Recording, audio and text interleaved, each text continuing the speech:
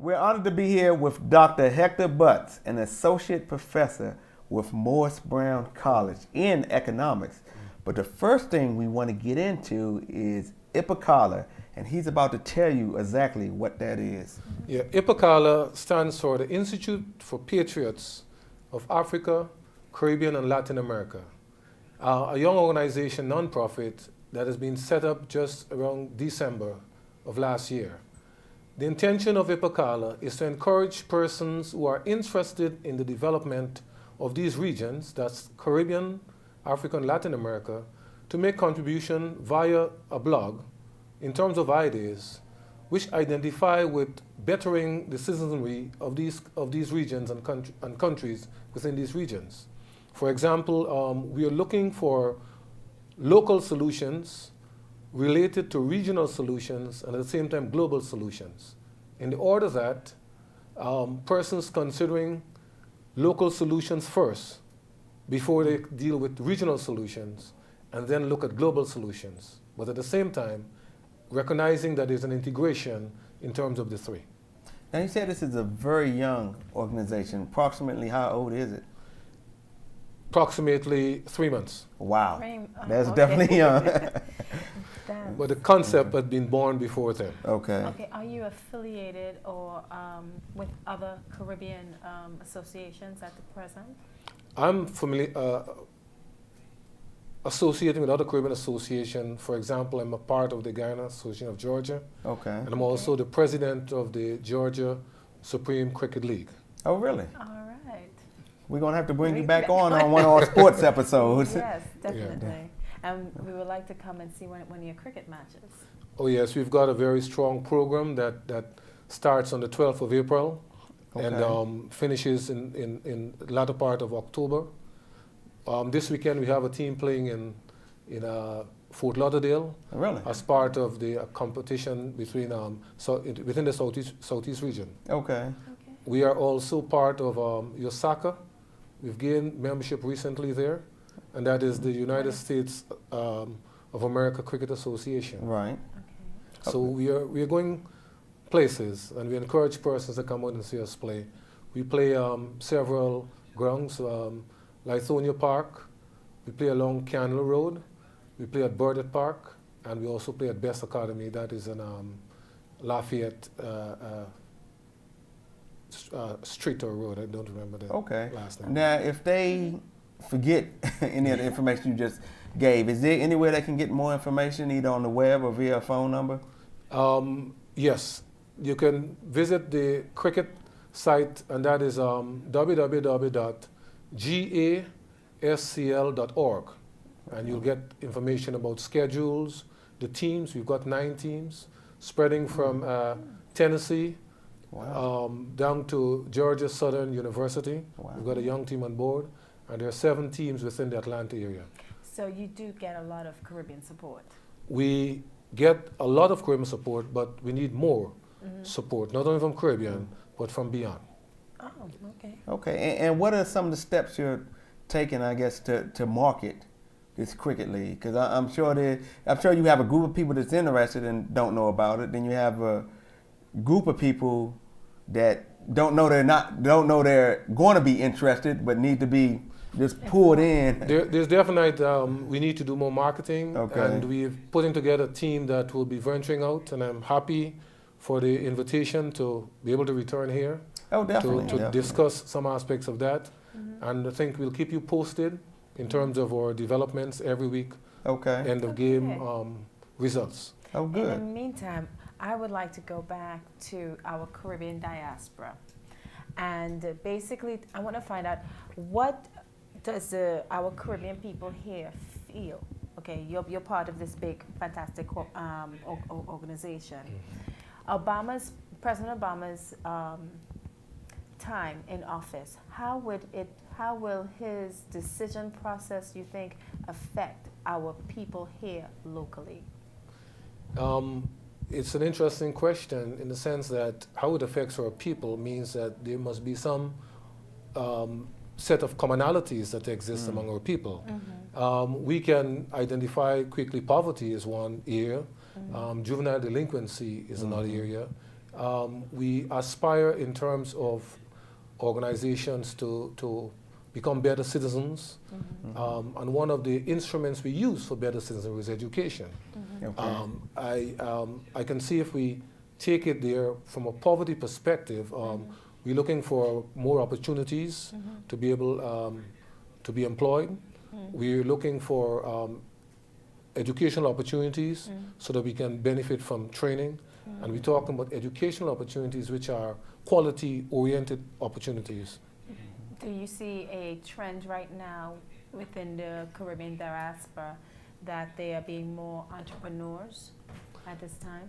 Yeah, matter of fact, I can identify the diaspora with having entrepreneurial fervor or skills. Definitely, on a whole, migrants have got to survive on the basis of practicing some level of entrepreneurial, applying some level of entrepreneurial skills.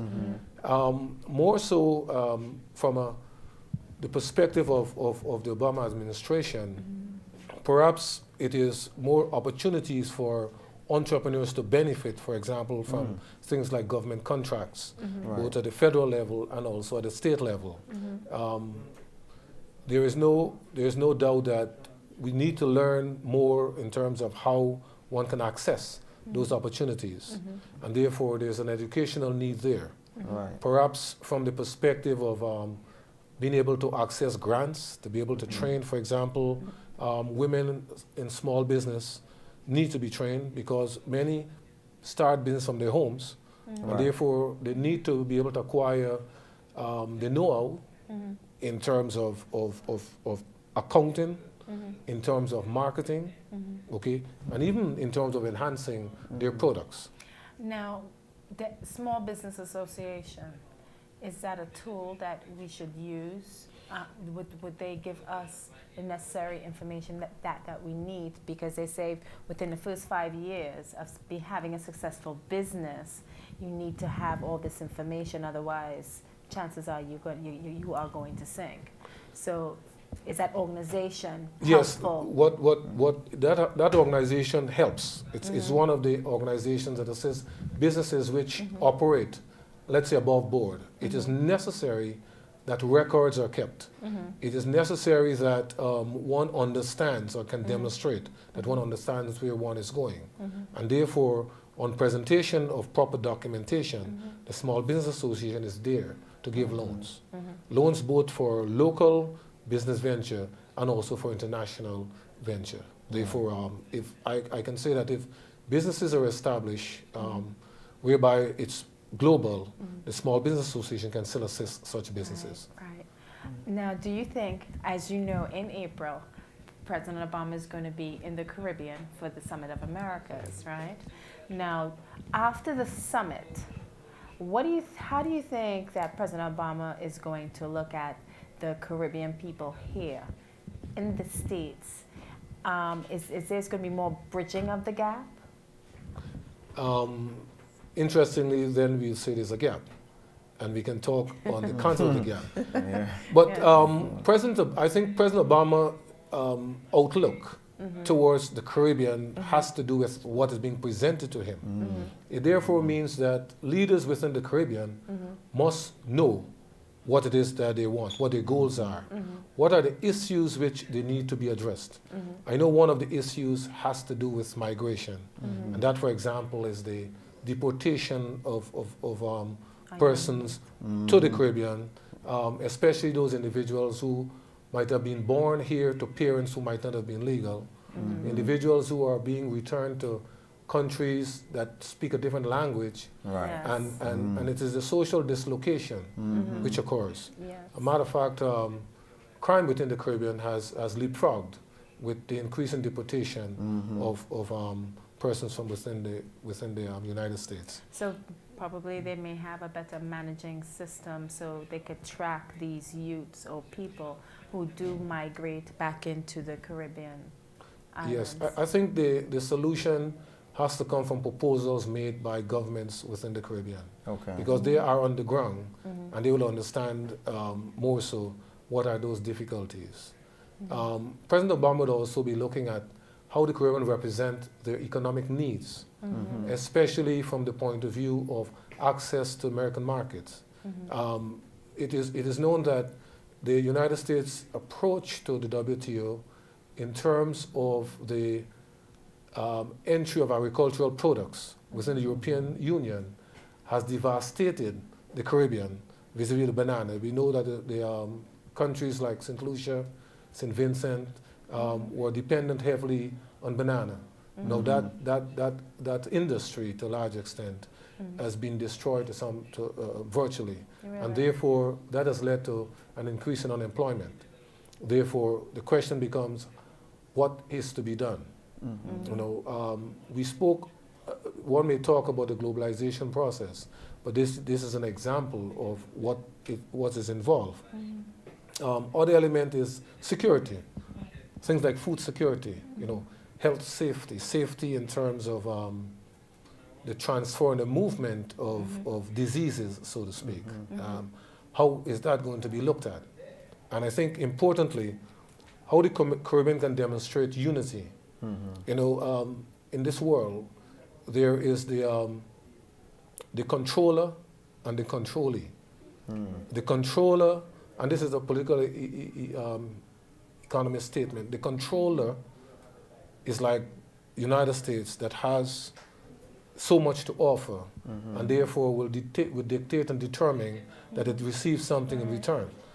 The Caribbean is a combination of small states, very small countries, and as individuals, I don't think they've got any leverage. But as a group, in terms of 13 or more, or 15, they've got leverage. For example, free trade of the Americas objective was stalled because of where to place the headquarters. Trinidad was a location. Right.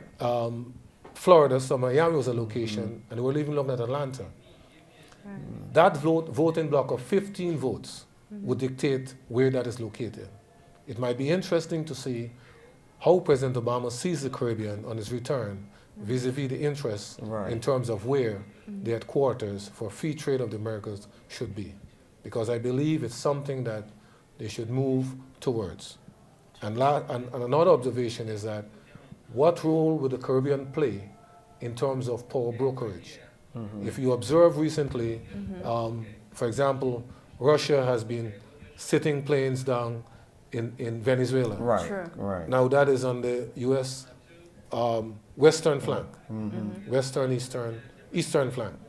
Now just think about Venezuela power play and the Caribbean power play vis-a-vis having to deal with Venezuela's overtures in terms of petroleum and the United States overtures in terms of its large migrant population, what have you. What I'm setting up here is something that needs to be noted. And I think from a security point of view, the Caribbean leadership would have to have some signal to President Obama, to the U.S., in terms of how they are likely to behave vis-a-vis the, what seemed to be the Russian and Chinese influence coming around the Caribbean and Latin America. Now, not to change the subject, but one thing that stands out on the IPICOLA website, which we have a copy here in front of us, with Morris Brown College, which is where you're currently employed, it says a link to the Caribbean, Africa, and Latin America.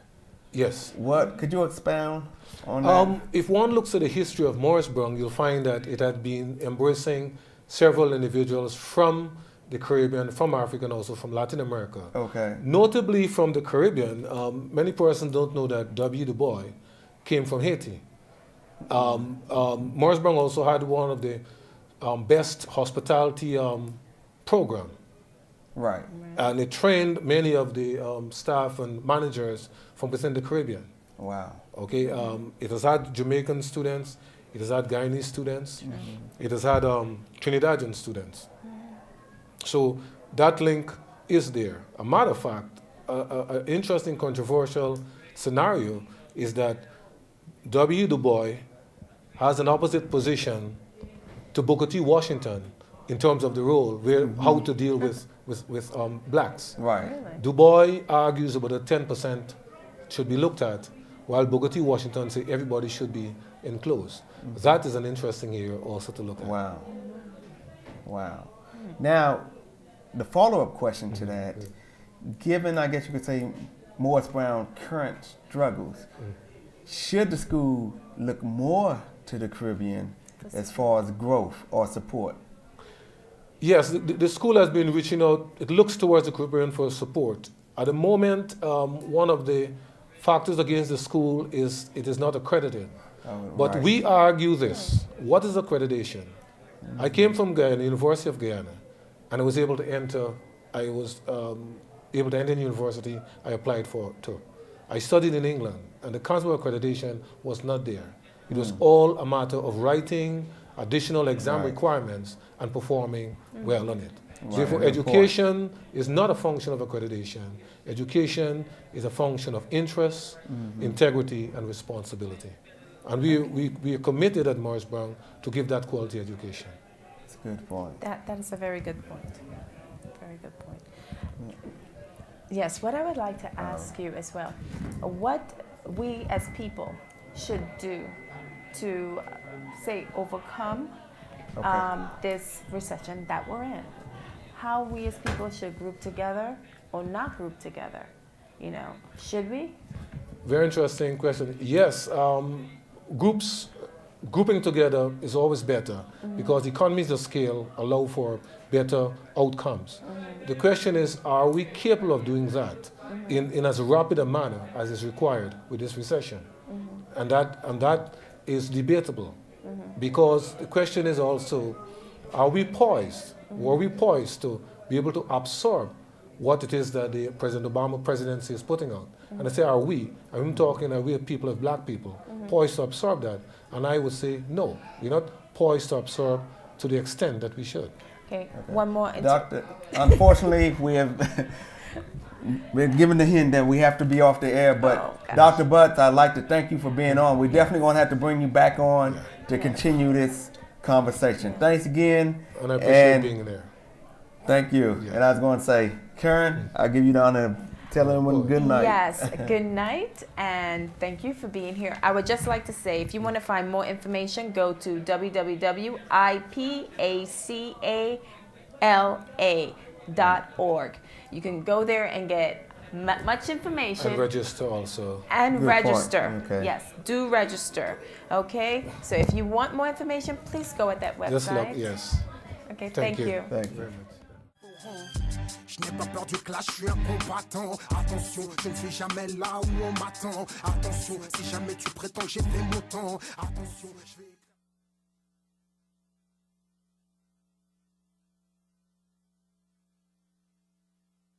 Just one thing. We're about to go on a mid-season break. This is not a break that this show particularly takes, but the whole station takes. And we will not be on with you live until April the 17th. So please keep that in mind. If for some reason you tune to us next Friday, an old episode should be on, but in case it's not, we're not off the air. We will be back on live on April the 17th. But in the meanwhile, you can go to our website, myspace.com/Atlanta Caribbean Report. And first of all, let me mention that I'm just one of your hosts. I'm not the host. I'm Dedrick Henry, and I'm joined by the lovely Karen Clark. Good evening, and welcome to Caribbean Report. And we just, again, want to welcome you again for being here. And we have a special show tonight. We have Dr. Sharon Squires. But before we get into her, I just want to mention a couple of tidbits. And unfortunately, we like to get deep into the news as much as possible, time permitting. But Dr. Squires has so much information that we're going to bypass the news tonight. But we're going to direct you to myspace.com again, /Atlanta Caribbean Report. If you look on the top right-hand corner, it says news of the show. And you see it on the screen.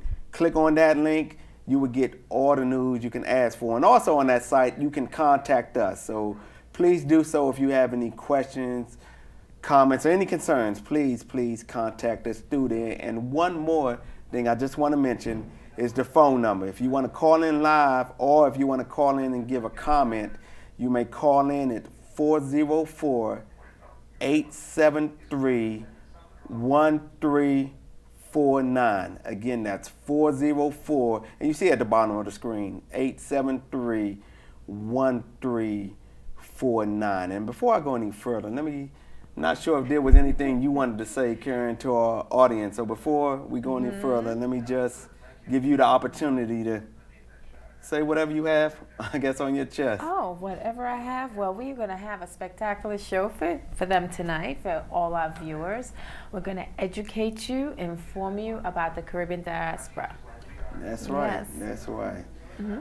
Well, without further ado, what I would like to do now is introduce Dr. Sharon Squires. And she's originally from Barbados. She's been here for 35 years.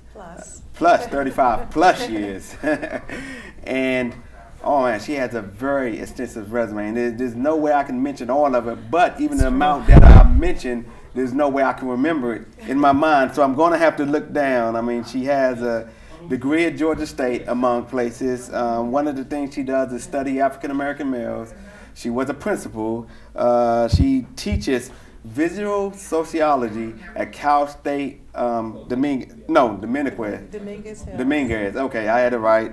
What else did she has a lot of programs with kids, and we definitely want to touch on that tonight. And that goes kind of with our theme when we had a couple of weeks ago. Yes. With the after school program.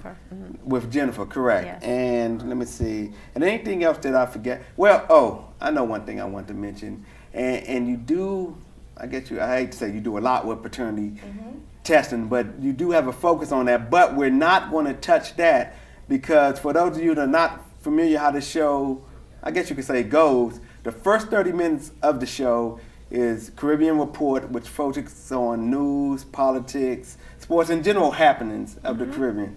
The second half of the show, the second 30 minutes, is a sister program to Caribbean Report called My Preventive Health. And we are honored to have Dr. Squires on that program as well, and she will be interviewed by Dr. Mack and Dr. Lane, two wonderful doctors, and you definitely do not want to miss this. So we're not going to touch the paternity testing, but stay tuned because the second half of the program will mention that. But first of all, I'd like to say thank you for joining us today. Thank you. And let me go back. Now, what I mentioned before about your involvement with African American males, and we'll go deeper into that.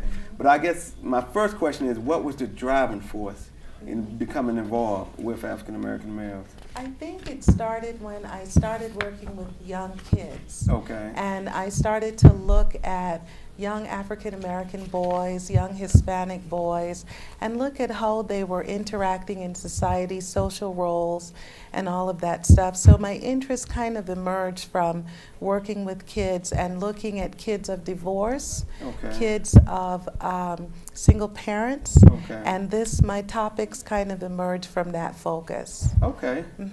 Okay, and how long have you been involved? I have been working for about 10 years. I got my degree from the University of Missouri in Columbia, and I got my PhD in sociology, but also rural sociology.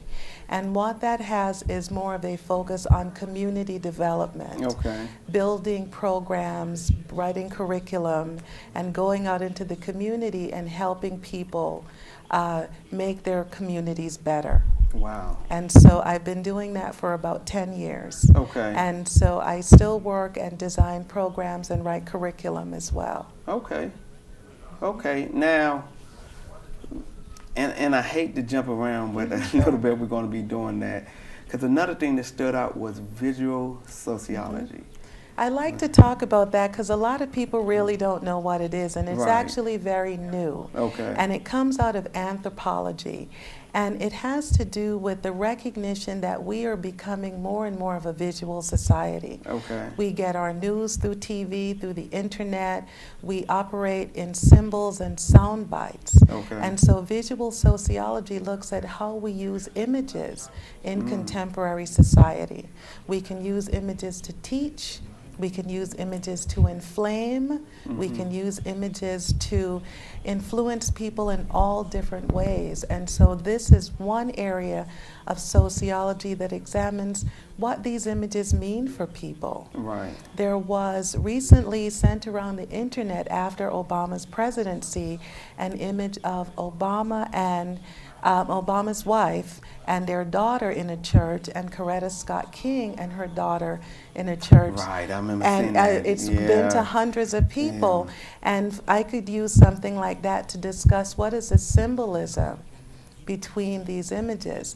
What do those images mean, and why would we send them around the world? What value are we getting out of looking at those images? So it actually takes into account video games, movies, social symbols, even body language, because we teach a lot and we talk a lot without actually talking. And we let people know by our expressions. And so visual sociology can cover a lot of that. And that's very interesting, because visual in general, I mean, I can think of any subject, it's just powerful. And what I mean by that is I can describe something to somebody a million times, and they may get close to the idea, but you know, a lot of times when you show them something, they're like, oh, well, I see. Yes. That is very interesting. And to be honest, that's the first time I heard of visual sociology. And in the schools, they're saying now that we are mostly visual learners. Exactly. So I can see where it's symbology, visual, all that takes place. So it can really help to inform us and make things very simplistic. Absolutely. The reason I became a visual sociologist is because I am a visual learner. Okay. And so I would doodle on my papers and draw pictures, and then I realized that I was actually paying attention. And that is one of the things with kids as well. Right. When we think they're drawing, if they're visual, those images are actually just off to the side, but it helps them to remember what they're hearing. Right. And so with visual sociology, we can use it to do a lot of things. There are a lot of kids right now are being brought up on this diet of visual images.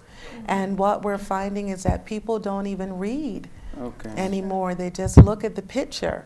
And so those pictures now have to say a lot. Right. Now we're going to continue with that point. Unfortunately, we have to take a break right now. I said unfortunately because that's a very important topic, but we will continue when we get back. Please stay tuned. We will continue on this subject. Thank you. Who's doing? Attention, performance. Attention, bonne Amis.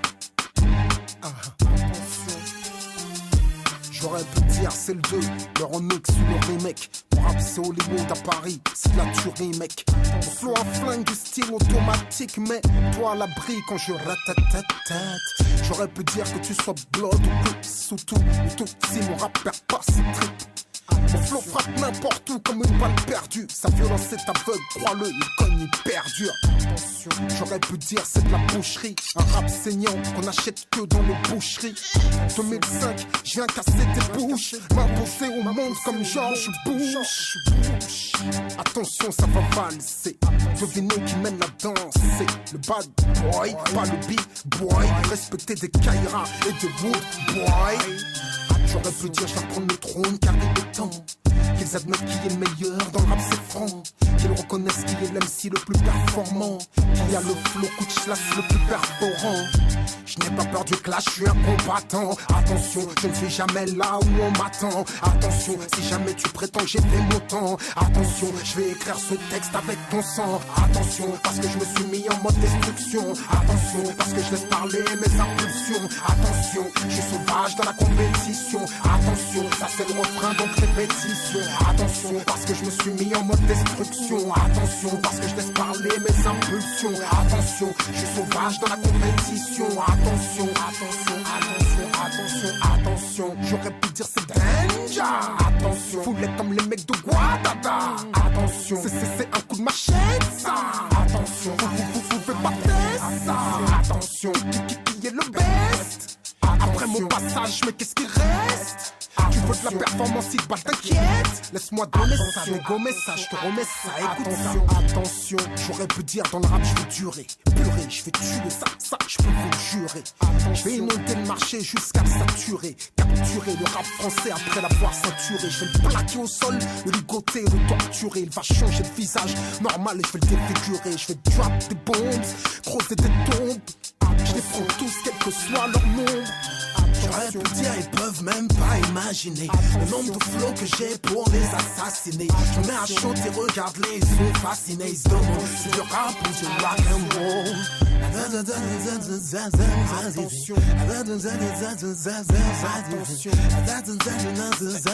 tu demandes, c'est du rap ou du rock and roll. J'aurais pu dire, mais si ton flow est trop fragile, il a beau faire de la gonflette, il est fait d'argile. Ton mien est taillé dans le ciment, mais pourtant agile. Agile, dès que je le balance au mic, les foules s'agitent. Ton flow est efféminé, le mien est viril. Tes rimes sont faciles, je les vois venir comme un cœur en civil. Je domine la ville, sur cassette CD ou sur vinyle. Don't you know I carry James and I stay real. J'ai trop de style, mon flow est trop versatile. Le tien est rigide, le mien est trop mobile. Dans le rap game, en déplacement à domicile, je balance des missiles, ici ceci est un homicide. Mon flow ne suit plus, pourtant le mien lui reste lucide. Quand mon rap s'énerve, pourquoi le tien devient docile?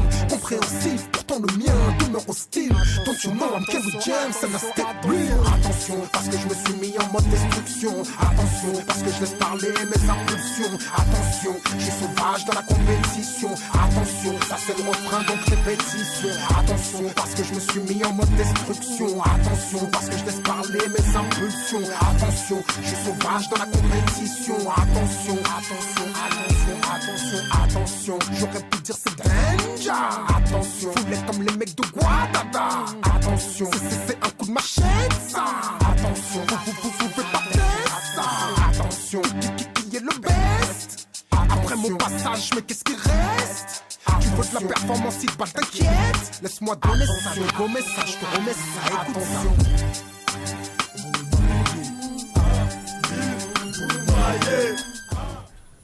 Welcome back. I hope by now you know our website by heart. We left it up there because we keep having people calling in asking, what is your website again? So instead of keep cutting the interview, I mean, we don't mind letting you know, but we just figured we'll let the break extend just a little bit longer so you can get the website good. Now, I would like to have Dr. Scribes finish her last point, and then we're going to go into some combination of her and the Caribbean, because that is the title of the show, of course.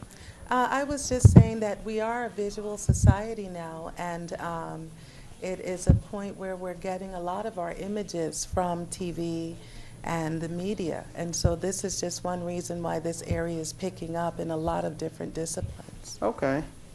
Okay, now, any of the work you're doing now, the visual sociology, the work with the males, are you doing, is it tied in any way, or are you working on any programs back in your home in Barbados? No, I've been living here for a while. When I was a student at the University of Missouri, I worked briefly with some farmers from Barbados, and they were working on developing a statistical base of information related to farming and the rural community. And there's a lot of things going on in Barbados that are really happening all over, and one of it is that the young people no longer want to go into farming. Correct. And so you have this situation where we are not sure, you know, who is going to continue that. Right. And when you go to a lot of places, you'll see a lot of old women that are out in the farm picking the crops and that kind of thing, but you're not seeing any kids, and that's actually the same thing that's happening here. So one of the things that they really need in the Caribbean is to have an open discussion about the nature of agriculture and what that's going to look like in the future, and how they're going to continue to maintain their farming system without this population of youth. You, in regards to your study, how does it impact the Caribbean community here in the United States? Right now, what I'm doing, this paternity testing, and I don't want to get into too much detail, but even the Prime Minister of Barbados was kind of embroiled in a little paternity scandal. And so the issue that I'm dealing with is actually related to males globally. And so it's one of the issues in the Caribbean as well as China and Australia. And so that's what I'm looking at. I've spoken to some Caribbean men, and I don't want, like I said, don't want to get into too much details. Well, it's just a preview. But Just a second. It actually is an issue that really does have a lot of impact on a lot of men, and so it's hitting them in all of the borders. And even in Jamaica, they've written about this issue of paternity and what is going to happen with that. Wow. Yeah. Now I kind of want to go back to the farming issue, because that is huge. Not saying the paternity now, but as I mentioned, as we mentioned, that's part of the second program. And ideally, I know you mentioned in general, but what steps do you think can be done to improve that situation? This is what we were looking at school. Okay. And the students were sent from Barbados on a USAID grant. Okay. And so they were here to get training and all of that. And then when I went back, I toured some of the farms, and what they really need to do is open a dialogue. Okay. It is something that people are not talking about very much. And we have to really figure out what kind of player the different Caribbean islands are going to be in the market. Right. One of the things that really surprised me when I went to Barbados is you saw mangoes and bananas rotting, and you went into the stores and they were so expensive. Wow. And they told me it was because they imported those things from Brazil. Wow. Really? Yes. I didn't know. So Wow. in the Did not know that. Caribbean, That's we a are problem. importing fruit. Wow. And so these are issues that, they're not in the forefront. They're not like Rihanna or, Right, so right, nobody's yeah. really talking about them. But it was amazing to me how expensive the fruit Wow. was, and you drove out of the parking lot and there was all of this fruit rotting on the ground. Well, I do know with CARICOM, they are addressing agriculture, especially in Guyana. Yes. All right. And another thing that's going to happen soon, which is going to be fantastic, is the Summit of Americas. So they will be able to discuss more about the Caribbean, how President Obama could impact upon imports, exports, and possibly regain that type of industry, which is agriculture, because it's not very attractive to the younger people. A lot of people do not, they look at it as menial work. So hopefully, when President Obama addresses sustainability and the different forms of, going towards more nature, we'll be able to improve upon having new jobs, creating new jobs in that area. Definitely. And also seeing the importance of agriculture in surviving. And one of the things that happens on the islands is because kids don't want to do the work, they tend to import populations from someplace else. Right. Very true. And then that causes other social problems, as you have to now incorporate these new members of the population into the island. I also did some work in Missouri, up in northern Missouri. Okay. And one of the issues there is exactly the same issue the islands are having. It was a chicken processing plant. Nobody wanted that kind of work. And so in northern Missouri, they went to Guatemala and actually brought tons of people. Wow. So if you go to northern Missouri, you will run into almost an authentic little Spanish town. Wow. Because they imported these people just for this job. But it also caused a lot of social problems. Because here now you have a big influx of people into what was traditionally an all-white community. Wow. And so it ended up being a lot of racism, a lot of issues, and the people didn't want to pay for the education. And so these are the things, if we don't address it, we're going to have to deal with it, because when you import people, that causes more problems. It doesn't actually resolve the problems. Right. You kind of make a lower class agricultural class in a way. Right. So in the Caribbean, we really have to look at that. But you know what? It's not only agriculture. It's also in the construction field, because I noticed, and when I went to visit Trinidad a couple of years ago, what I've seen was the import of people from the Philippines coming in to do the work, because a lot of the youngsters, and even the youngsters who are not educated, they rather just, I guess, play video games and do things that were not leading a very productive lifestyle. But and because of that, the country had to go outside and bring in a new set of people from South America and from abroad. And it really does cause problems.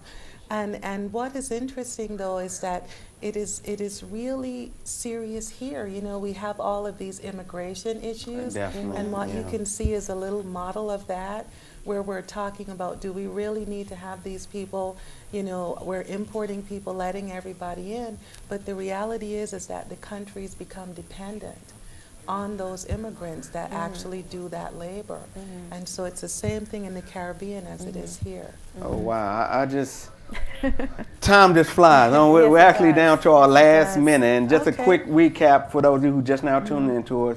We have with us Dr. Sharon Squires. I guess you can say a lot of titles: anthropology, sociology, and goes on and on and on. But in this last 30 seconds, is there any point that you want to mention that we didn't touch on or that you would like to reiterate? I'd just like to touch on the importance of visual images and how the kids in the Caribbean are getting their cues on how to behave from the visual images they're getting from TV. And so it's actually an issue that people need to start thinking about. What images are we importing and exporting out of the Caribbean? Okay, and again, Dr. Squires will be on the second half. Please stay tuned. My Preventive Health with Dr. Lane and Dr. Mack. You do not want to miss this. It's on paternity testing. You know everybody that's watching this had to deal with that on one side or the other.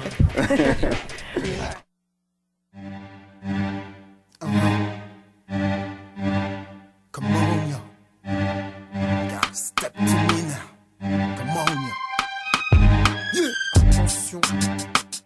Performance. Attention. Big bad. Amis.